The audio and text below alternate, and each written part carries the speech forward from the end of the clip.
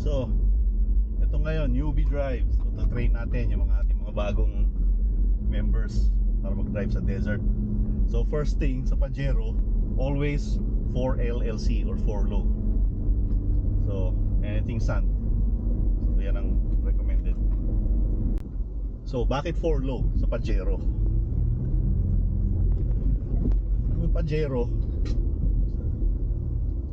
although kaya rin niya ng 4 high, sa Pajero kasi on first gear hindi naglalak yung torque converter. So that means magkaiba yung speed ng engine versus yung input shaft ng transmission. Pag magkaiba yung speed nila, mag-iinit yung fluid, so tataas ang temperature ng transmission.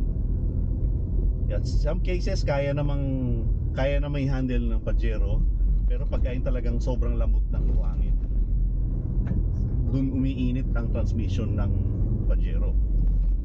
At 4 low or at second gear, naglalak ang torque converter.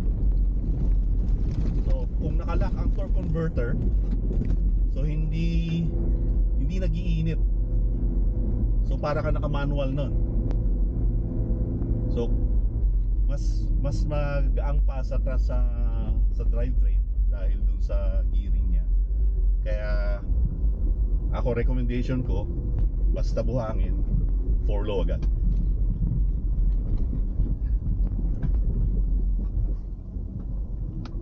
Isa pa sa mga Series 1 Pajero, which is yung mga 2007 until 2011. So at second gear, mas pataas yung shift point kasi merong auto shift ang